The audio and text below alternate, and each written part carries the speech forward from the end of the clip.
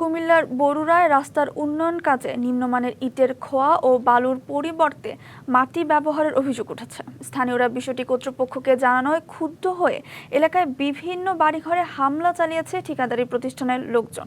এদিকে ঘটনাস্থল পরিদর্শন করে ঠিকাদারকে সতর্ক করেছেন স্থানীয় সরকার নির্বাহী প্রকৌশলী। প্রায় ৩ কোটি টাকা ব্যয়ে বিশেষ প্রকল্পের আওতায় বরুড়ার গালিমপুর ইউনিয়নের গালিমপুর ধনীশ্বর শাওরাতলী সরকারি প্রাথমিক বিদ্যালয় পর্যন্ত ৩.৫ কিলোমিটার রাস্তা নির্মাণের কাজ পায় ঠিকাদারি প্রতিষ্ঠান মেসার্স অনন্ত ট্রেডার্স। চলতি বছরের ১০ মার্চ থেকে ২.৫ মাস সময় দেওয়া হলেও এখনও কাজটি শেষ হয়নি।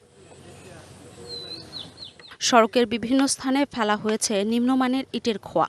কোনো স্থানে বিট বালির সঙ্গে মাটি মিশিয়ে দেওয়ারও অভিযোগ উঠেছে।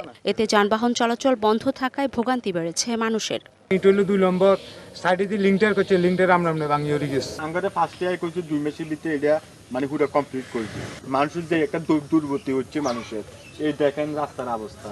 এলাকাবাসী এ ব্যাপারে প্রতিবাদ করলে তাদের উপর চড়াও হয় ঠিকাদারের লোকজন।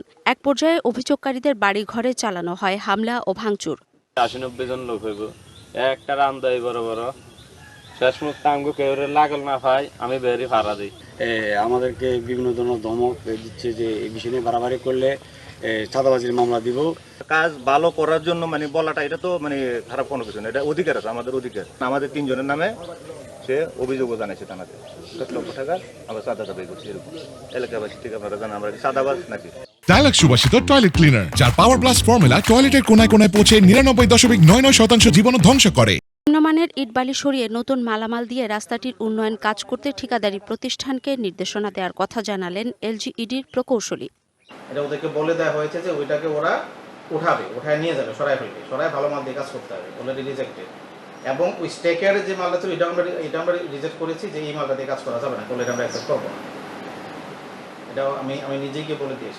দ্রুত কাজ শেষ করে রাস্তাটি চলাচল উপযোগী করে দেবেন সংশ্লিষ্টরা, এমনটা প্রত্যাশা এলাকাবাসীর। DBC news desk.